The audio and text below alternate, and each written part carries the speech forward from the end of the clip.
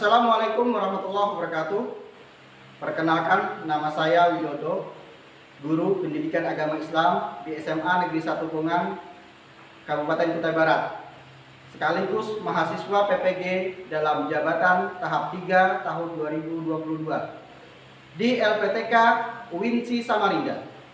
Pada hari ini, Kamis tanggal 12 Januari 2023, akan melaksanakan uji kinerja praktek pembelajaran secara luring di SMA Negeri 1 Pungan. Praktek pembelajaran ini saya lakukan di kelas 11 dengan materi pokok khutbah, tabligh, dan dakwah.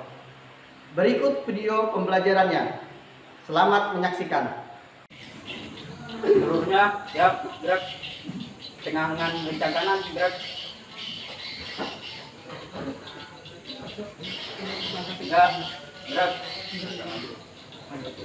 Ya, silakan. Angkat agak maju, jalan.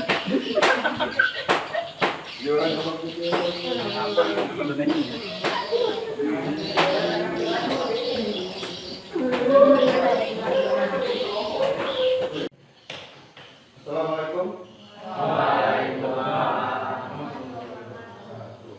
Selamat pagi anak-anak.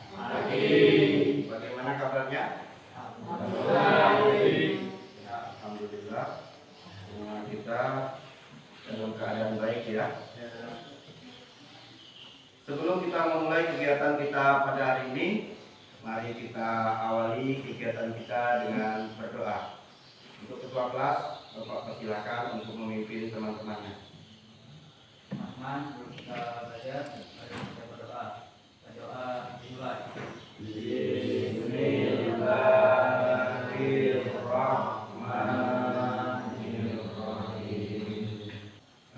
Untuk menumbuhkan rasa cinta kita kepada tanah air, marilah kita sama-sama menyanyikan lagu nasional. Kita sama-sama menyanyikan lagu Garuda Pancasila. Ya, seluruhnya terdiri.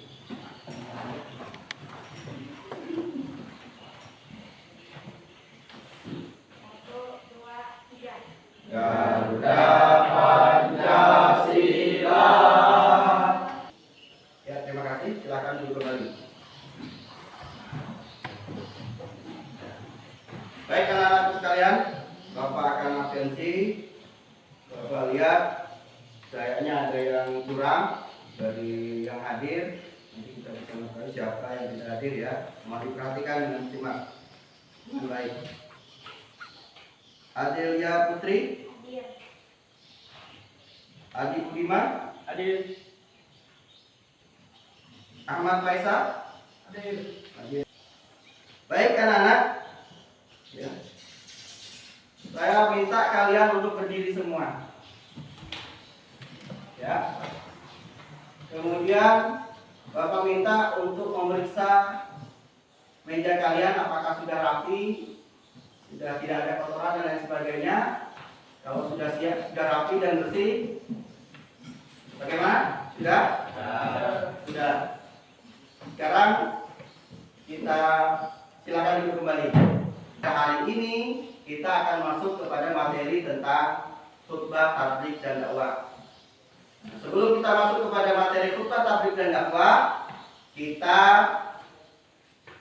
pada pertemuan sebelumnya kita sudah membahas materi tentang pengurusan jenazah, baik itu memandikan, mengapani, menyolatkan, dan menguburkan. Baik, kita akan sama-sama membaca ayat Al-Quran ya. Semuanya. Nanti Bapak yang mulai atau ada yang mau menjadi relawan membacakan. Ayo. Anissa. Ayo Anissa. Jelas tak? Mulai dengan taus ya. Oke, semuanya disimak ikuti ya.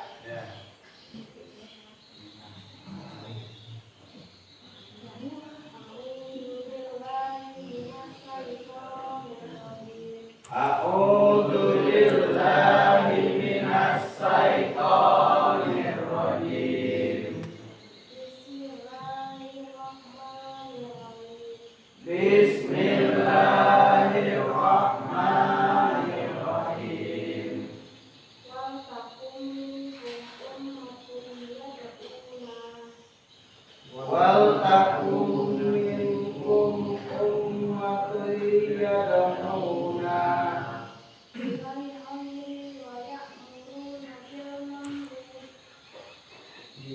ilal khairi wa ya'muruna bil ma'ruf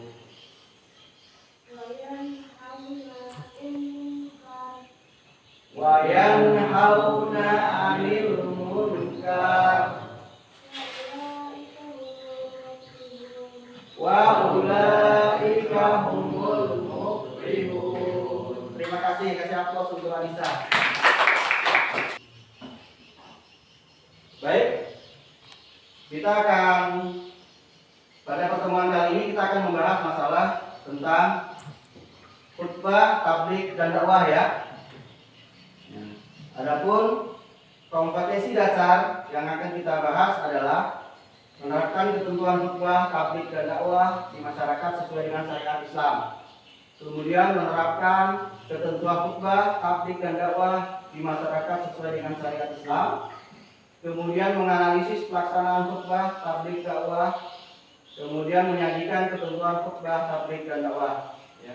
Adapun indikator ya yang akan kita pelajari pada pertemuan kali ini, nanti diharapkan siswa dapat menganalisis pelaksanaan khutbah, tabligh dan dakwah, dapat menyajikan ketentuan khutbah, tabligh dan dakwah, dapat mempraktekkan khutbah, tabligh dan dakwah. Adapun tujuan pembelajarannya, ya, dengan menggali informasi dari berbagai sumber, nanti kalian diminta untuk mencari sumber-sumber pengetahuan yang berkaitan dengan khutbah ini, baik itu di buku materi, buku referensi, media internet, melalui jurnal, ya, dan lain sebagainya. Ya, bisa kalian cari, nantinya kalian, ya, diharapkan dapat menerapkan ketentuan khutbah, tabligh dan dakwah di masyarakat sesuai dengan syariat Islam dengan benar. Nanti kalian bisa mengetahui bahwa kegiatan dakwah tersebut, khutbah, dakwah dan tabligh itu sesuai dengan syariat Islam ya.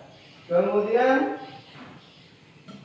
ini yang kedua sama ya.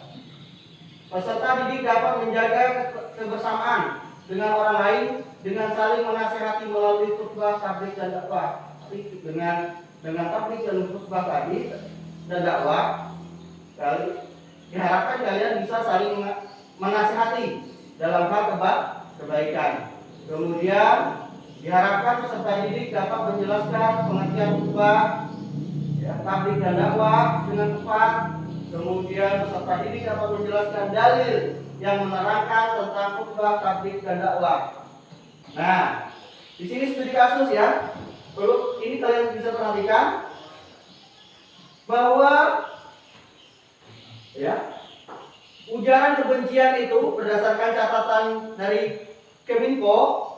Keminfo itu apa? Kementerian Informasi. Ini dikatakan sejak tahun 2018 sampai dengan 2021 Kominfo tangani 3.640 ujaran kebencian yang berbasis sara, ya, ras, suku, dan agama di ruang digital. Karena kan di zaman kita ini adalah zaman digital, nah, segala sesuatu itu sering bisa terjadi. Ya. Dan ini ada 3.000 nih yang di manage. Dan ini masih banyak. Kemudian ada lagi tindak sedikit penceramah melalui mimbarnya mengumbar kebencian, bahkan mengkafirkan kelompok lain yang berbeda dengan pendapatnya atau kelompoknya berbeda pendapat. Sekarang kita simak gambar ini. Gambar 1, pidato saat sebelum atau sesudah sholat tarawih. Pidato memperingati Maulid Nabi Muhammad SAW. Kemudian pidato saat sholat Jumat. Nah, kemudian ini lagi cerita apa ini? Cerita cowok kan atau cerita apa ini kan? Ya, saling berbagi dan memberi nasihat. Kira-kira gambar nomor 1 ini apa? Kegiatan apa? Dakwah. Ada yang setuju? Silakan angkat tangan yang setuju bahwa itu dakwah. Berarti ada yang tidak setuju. Kira-kira kegiatan apa selain dakwah? Tabligh. Oh, ada yang bilang tabligh. Ada 2 ya, ada dakwah dan ada tabligh. Oke. Kemudian yang betul yang mana? Yang penting ada dua jawaban sudah. Kemudian yang kedua nih, gambar kedua apa?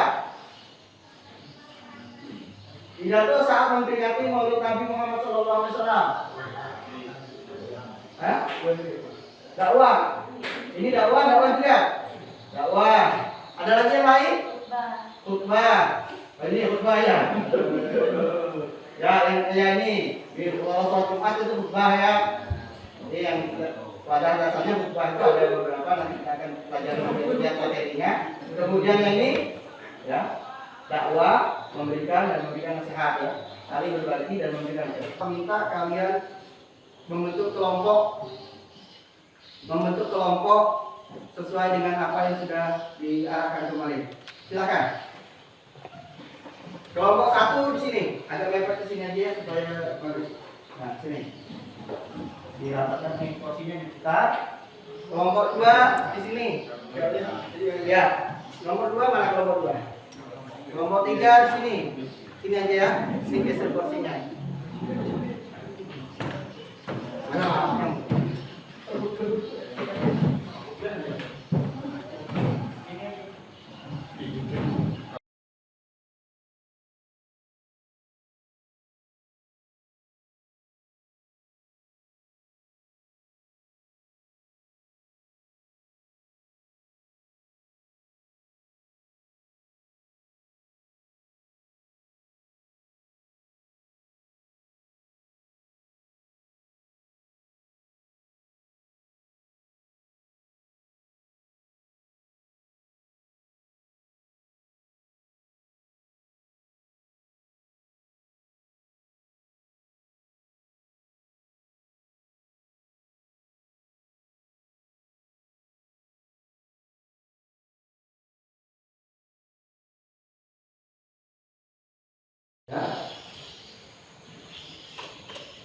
Ya, ini kelompok 1, kelompok 2, kelompok 3. Bapak akan membagikan KPD kepada kalian semua.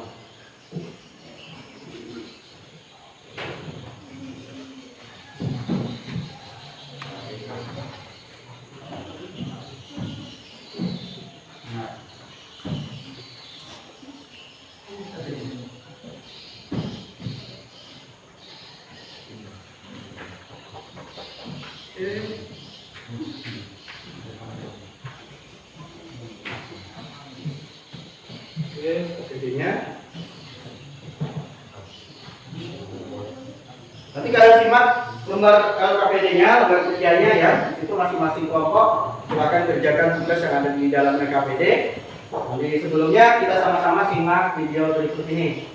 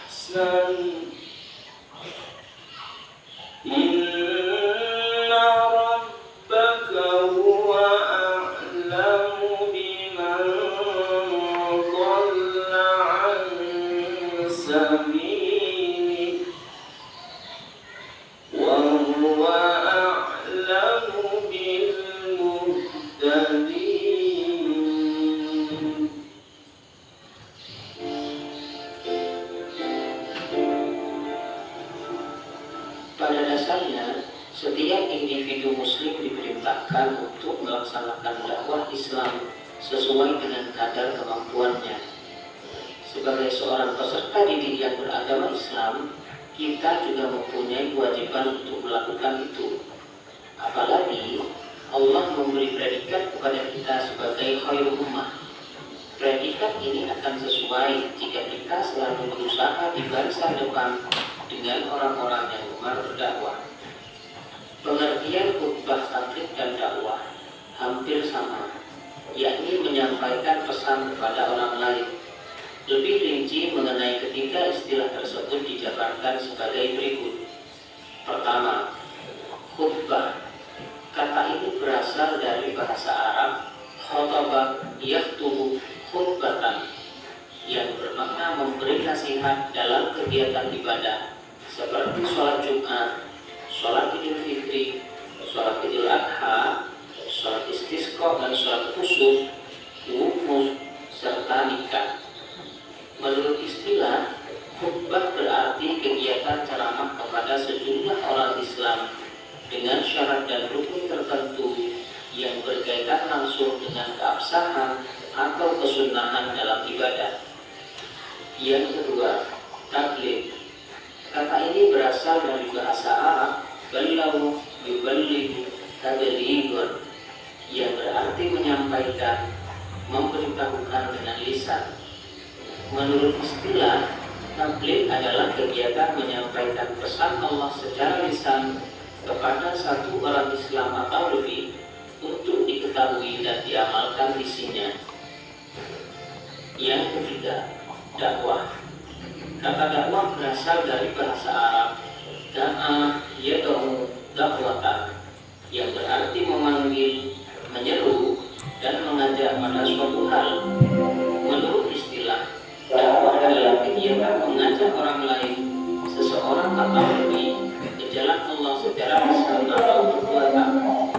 Kegiatan dakwah bukan hanya ceramah, tetapi juga aksi sosial yang nyata seperti santunan anak yatim, sumbangan untuk membangun fasilitas umum, dan lain sebagainya. Setelah kita memahami definisi khutbah, tabligh, dan dakwah, mari kita analisa fungsi dan kedudukan masing-masing. Khutbah sebagaimana dijelaskan di atas merupakan bagian dari aktivitas ibadah. Maka khutbah tidak mungkin bisa ditinggalkan karena akan membatalkan rangkaian aktivitas ibadah. Adapun tabligh merupakan salah satu sifat wajib bagi Rasul, yakni menyampaikan wahyu dari Allah kepada umatnya. Semasa Rasulullah masih hidup, seluruh waktunya dihabiskan untuk menyampaikan wahyu kepada umatnya. Setelah Rasulullah wafat, kebiasaan ini dilanjutkan oleh para sahabat hingga kita pada saat ini. Sedangkan dakwah merupakan salah satu kewajiban umat Islam. Sebagian ulama ada yang menyebut berdakwah itu hukumnya fardu kifayah. Sebagian yang lain menyatakan bahwa hukum berdakwah adalah fardu ain. Walaupun begitu, Rasulullah tetap selalu menganjurkan agar kita berdakwah dengan kebaikan dan dengan cara-cara yang ma'ruf. Adapun yang menjadi ketentuan khutbah adalah sebagai berikut. Pertama, syarat khatib. Syarat ini meliputi Islam, baligh, berakal sehat, dan mengetahui ilmu agama. Yang kedua, rukun khutbah. Rukun ini meliputi membaca hamdalah, membaca syahadatain, membaca sholawat, berwasiat takwa, membaca ayat Al-Quran pada salah satu khutbah, serta berdoa pada khutbah kedua. Yang ketiga, sunnah khutbah. Sunnah ini meliputi: pertama, khatib berdiri ketika khutbah. Yang kedua, mengawali khutbah dengan memberi salam. Yang ketiga, khutbah hendaknya jelas, mudah dipahami, dan tidak terlalu panjang. Yang keempat, khatib menghadap jamaah ketika khutbah. Yang kelima, menerbitkan rukun khutbah. Serta yang keenam, membaca surat Al-Ikhlas ketika duduk di antara dua khutbah. Sedangkan ketentuan tabligh adalah sebagai berikut. Pertama, syarat seorang muballigh. Syarat ini meliputi beragama Islam, mencapai batas usia dewasa atau baligh, berakal sehat, serta mendalami ajaran Islam. Yang kedua, etika dalam menyampaikan menyampaikan taklim atau etika dalam berdakwah. Etika ini meliputi: pertama, bersikap lemah lembut, tidak kasar dan tidak merusak. Yang kedua, menggunakan bahasa yang mudah dimengerti. Yang ketiga, mengutamakan musyawarah dan berdiskusi untuk memperoleh kesepakatan bersama. Yang keempat, materi dakwah yang disampaikan harus mempunyai dasar hukum yang kuat dan jelas. Yang kelima, menyampaikan dengan ikhlas dan sabar. Serta yang keenam, tidak menghasut orang lain untuk bermusuhan, merusak, berselisih, dan mencari-cari kesalahan orang lain. Sedangkan ketentuan dakwah adalah sebagai berikut. Pertama, syarat dai. Syarat seorang dai meliputi beragama Islam, mencapai batas usia dewasa atau balik, berakal sehat, dan mendalami ajaran Islam. Yang kedua, etika dalam berdakwah. Etika ini meliputi: pertama, dakwah dilaksanakan dengan hikmah, yakni ucapan yang jelas, tegas, dan sikap yang bijaksana. Yang kedua, dakwah dilakukan dengan mau'izatul hasanah atau nasihat yang baik. Yang ketiga, dakwah dilaksanakan dengan memberi contoh yang baik atau uswatun hasanah. Serta yang keempat, dakwah dilakukan dengan mujadalah, yakni diskusi atau tukar pikiran yang berjalan secara dinamis dan santun, serta menghargai pendapat orang lain. Berikut merupakan perilaku mulia yang dapat diamalkan dalam kehidupan sehari-hari yang berkaitan dengan nilai-nilai khutbah, tabligh, dan dakwah. Pertama, ketika melaksanakan sholat Jumat, hendaklah mengamati dan menyimak khutbah yang disampaikan khatib. Yang kedua, ketika melihat kemungkaran di sekitar kita, kita harus mencegahnya dengan memberikan alasan yang logis, baik atas dasar agama maupun sosial dan yang lainnya. Yang ketiga, ketika melihat sesuatu yang baik, mencontohlah, dimulai dari diri sendiri, dari yang terkecil, dan dari saat ini. Yang keempat, melibatkan diri secara aktif pada kegiatan keagamaan seperti peringatan Hari Besar Islam. Serta yang kelima, memprakarsai kegiatan dakwah Islam di sekolah, remaja masjid, karat taruna, dakwah kampus, dan lain sebagainya.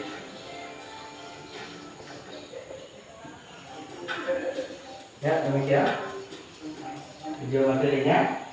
Sekarang silahkan kalian keluarkan media atau alat belajar kalian yang ada materi atau buku tentang khutbah, tabligh, dan dakwah. Kemudian nanti kalian silakan diskusikan kepada kelompok kalian masing-masing, ya.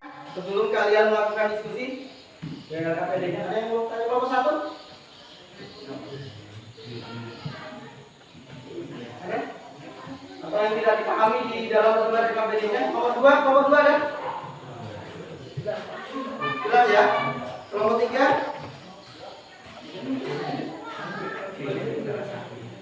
Pilih salah satu. Ya.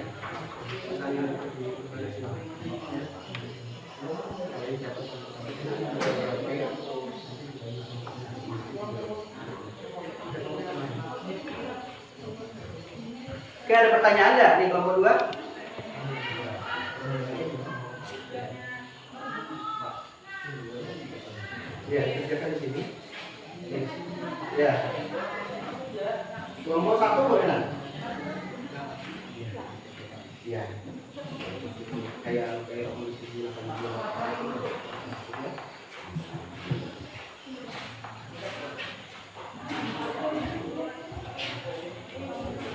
Ya, silakan diskusikan kegiatan kalian.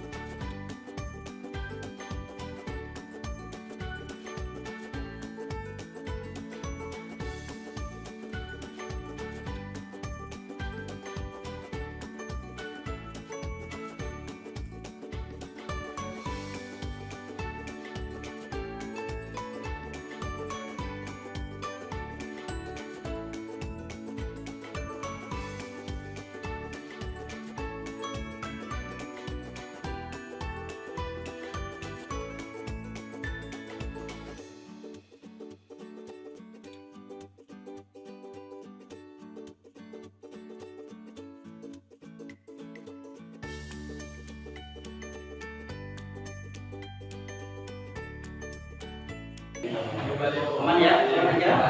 Kelompok 2 sudah? Kelompok 1 sudah? Kalau sudah, oke. Perhatian. Oke, perhatian. Karena sudah semuanya, kita akan sama-sama menyaksikan atau menyimak presentasi dari masing-masing kelompok ya. Silakan untuk kelompok 1 mempresentasikan hasil diskusinya terhadap materi kita hari ini. Silakan.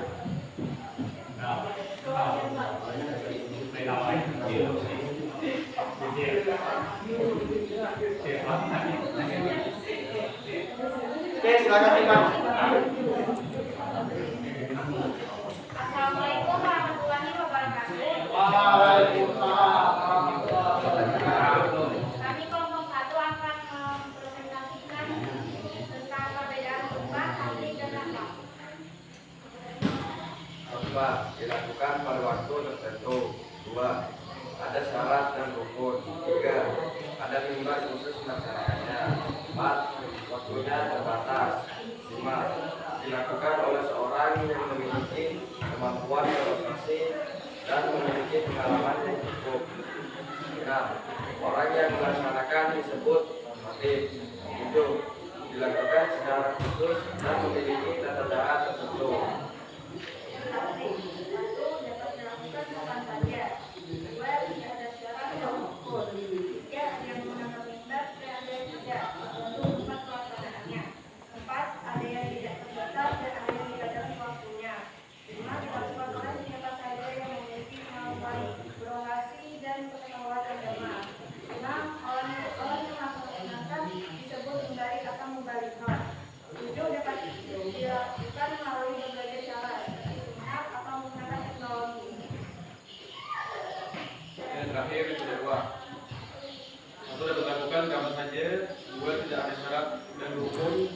3. Tidak perlu ada mimbar khusus dalam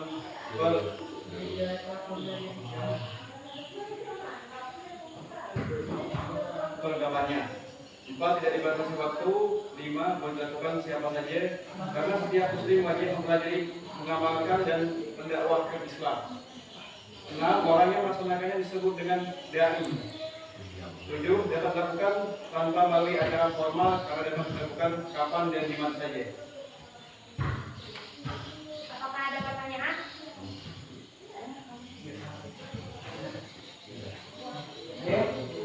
Sekian dari kami. Assalamualaikum warahmatullahi wabarakatuh. Waalaikumsalam warahmatullahi wabarakatuh. Kasih aplaus.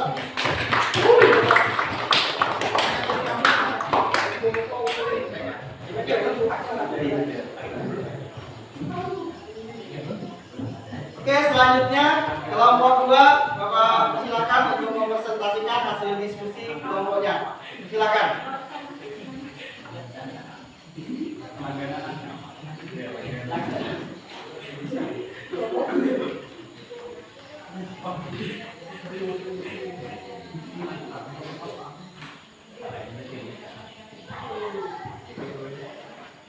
Assalamualaikum warahmatullahi wabarakatuh. Waalaikumsalam warahmatullahi wabarakatuh. Hasil dari diskusi kami kelompok 2 ingin menjelaskan tentang syarat-syarat dan rukun khutbah.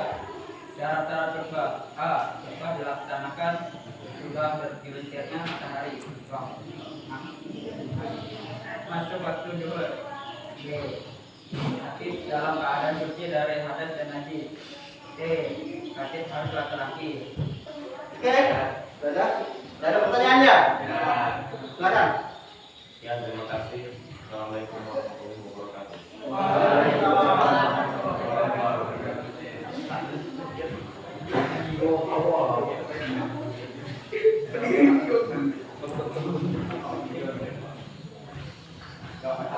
Oke, kita saksikan kelompok terakhir ya. Sudah disampaikan, mendapatkan apa namanya bisa dipahami oleh kelompok-kelompok lain. Silakan, kelompok 3 untuk mempresentasikan.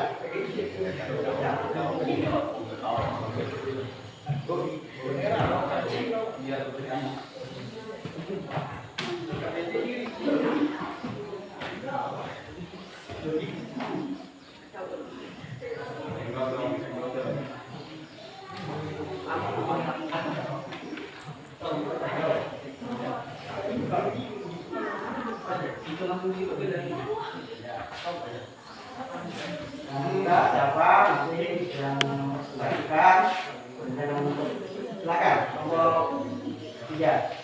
Silakan teman-teman. Assalamualaikum warahmatullahi wabarakatuh. Waalaikumsalam warahmatullahi wabarakatuh. Kami dari kelompok 3 akan mempresentasikan tentang dalam bentuk penyampaian boleh berbeda. Adapun macam-macam dakwah berdasarkan bentuk penyampaiannya, yaitu 1. Dakwah dengan lisan, 2. Dakwah dengan tulisan, majalah dinding atau diunggah di internet, 3. Dakwah dengan perilaku. Dan penjabarannya yaitu dakwah dilaksanakan dengan maudatul hasanah atau penasihat yang baik, yaitu cara persuasif tanpa kekerasan dan edukatif pengajaran. Dakwah dilaksanakan dengan memberi contoh yang baik. Dakwah dilaksanakan dengan mujaladah, yaitu diskusi atau bertukar pikiran yang berjalan dengan dinamis dan santun. Kami Assalamualaikum warahmatullahi wabarakatuh. Oke, siapa? Ya. Dari kelompok mana dulu yang mau bertanya? Oh, kelompok 1. Silakan kelompok 1 ditujukan ke siapa? Kelompok 3. Yang kelompok 3 tolong disimak pertanyaan dari kelompok 1. Silakan. Nama dan kelompoknya supaya dikenal. Nama saya. Nama saya Muhammad Rizky Sofian, ingin bertanya kepada kelompok 3. Sebutkan contoh-contoh dakwah, lisan, tertulis, dan perbuatan. Oke, satu pertanyaan saja. Ya, silakan. Kelompok 1 bisa menjelaskan atau memberikan contoh apa yang ditanyakan oleh dari kelompok 1 ya, kelompok 3. Silakan. Saya akan menjawab pertanyaan dari kelompok 1. Dari dakwah dengan lisan atau bentuk dia dan khutbah. 2. Dakwah dengan tulisan, menulis buku, membuat artikel, lalu meletakkan di majalah dinding atau diunggah ke internet. 3. Dakwah dengan perilaku, memberi contoh kepada orang lain agar berperilaku baik sesuai syariat Islam. Sekian jawaban saya. Ada yang mau menambahkan? Sudah ada ya, Bapak yang nambahkan ya, bahwa dalam dakwah itu dalam bentuk penyampaian itu ada 3, lisan, tulisan, dan perbuatan.